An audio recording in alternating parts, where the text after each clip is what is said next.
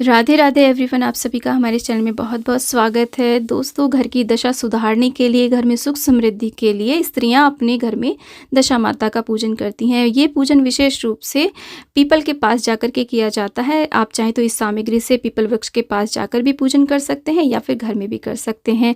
तो आज की इस वीडियो में हम जानेंगे दशा माता के पूजन में किस किस हमें सामग्री की आवश्यकता होती है। तो ये जो पूजन है ये चैत्र मास के कृष्ण पक्ष की दशमी तिथि को किया जाता है। तो देखिए यहाँ पर हम मौली लपेट करके सुपारी के ऊपर गणेश जी बना लेंगे। आप चाहें तो गणेश जी की फ़ोटो या प्रतिमा भी ले सकते हैं, क्योंकि सभी पूजन में हमें गणेश जी की आवश्यकता होती है। और इसके साथ में देखिए एक विशेष दीपक बनाना होता है। देसी घी का लंबी बाती का दीपक बनाते हैं। इसमें 2 बातियां लगाई जाती हैं। साथ में आप धूप ले लें। देखिए, अगर आप गणेश जी की स्थापना नहीं करना चाहते हैं तो आप उनका ध्यान करके भी इस पूजन को कर सकते हैं। साथ में कुछ अक्षत ले लेंगे, क्योंकि सभी पूजा में हमें साबुत चावलों की आवश्यकता होती है।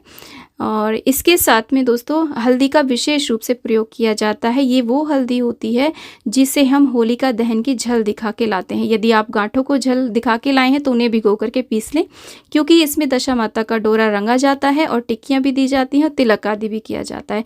इसके साथ में रोली को भी इस तरीके से घोल लें, क्योंकि इसकी भी टिक्कियाँ दी जाती हैं। और साथ में मेहंदी की भी टिक्कियाँ दी जाती हैं। तो आप कोशिश करके केमिकल वाली मेहंदी पूजा में बिल्कुल प्रयोग ना करें। सूखी हल्दी को इस तरीके से घोल लें और उसकी टिक्कियाँ दें। अगर आपके यहाँ पर काजल की भी टिक्कियाँ दी जाती हैं तो आप काजल भी ले सकते हैं इस पूजन में। तो 10-10 टिक्कियाँ दी जाती हैं इस पूजन में। और देखिए यहाँ पर अगर हल्दी की गांठें हों आपकी झल दिखाई हुई तो आप उन्हें भिगो करके पीस लें, उससे डोरा आप रंग सकते हैं। तो इस प्रकार से हमें ये सामग्री चाहिए। सामग्री हम आप ज़्यादा से ज़्यादा भी ले सकते हैं और कम से कम भी ले सकते हैं, जितनी आपके पास अवेलेबल हो। साथ में एक शुद्ध जल का भरा हुआ हमें लोटा चाहिए। लोटा आप किसी भी धातु का ले सकते हैं। दोस्तों, वैसे इस व्रत पूजन का जो स्टार्टिंग है वो होलिका दहन के अगले दिन से ही हो जाती है, यानी कि 10 दिन का ये पर्व होता है, लेकिन मुख्य पूजा दशमी के दिन ही होती है। अब हमें कच्चे सूत की आवश्यकता होती है। इसका डोरा बनाया जाता है। 10 तार वाला 10 गांठों का डोरा बनाया जाता है और उसको गले में पहना जाता है। दशा माता का डोरा बनाने के लिए अगर कच्चा सूत आपके पास नहीं है तो इस तरीके से आप कलावा यानी कि मौली भी ले सकते हैं, क्योंकि ये भी कच्चा सूत ही होता है, बस इसको कलर कर दिया जाता है। तो हम दोनों पूजा में रखेंगे, क्योंकि वस्त्र रूपी कलावा अर्पित करने के लिए भी हमें कलावे की आवश्यकता होगी। और इसके बाद में दोस्तों कुछ सिक्के आप रख लें पूजा में। दशा माता की पूजा में 10 अंक का विशेष महत्व होता है, तो आप 10 सिक्के रख लें, या फिर आप इस तरीके से 10 रुपये का नोट रख लें, या फिर आप 10-10 करके 10 रुपये के नोट भी ले सकते हैं। तो कुछ दक्षिणा आप रख लें। साथ में इस पूजन में हमें गेहूँ की बहुत आवश्यकता होती है, क्योंकि गेहूँ की 10 ढेरियाँ भी बनाई जाती हैं और गेहूँ हाथ में ले करके ही 10 गेहूँ के दाने हाथ में ले करके ही दशा माता की कथा सुनी जाती है।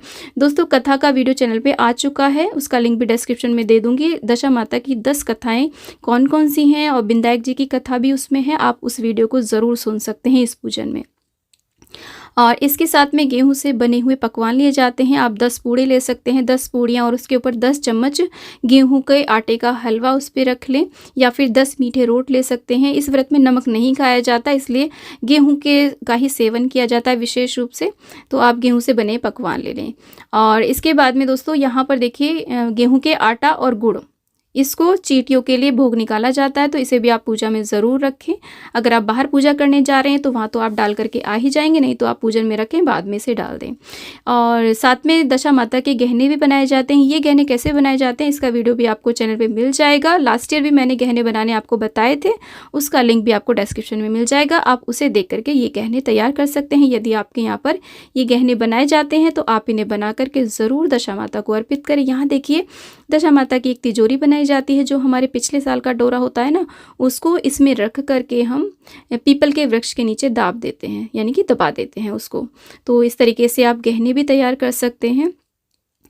तो हमें ये सामग्री की आवश्यकता होती है। साथ में यदि आप देखिए आप चाहें तो दशा माता को चुनरी भी अर्पित कर सकते हैं, या फिर श्रृंगार की सामग्री भी जो होते हैं ना, कोई भी 5, 7 या 16 श्रृंगार की सामग्री भी आप भेंट कर सकते हैं।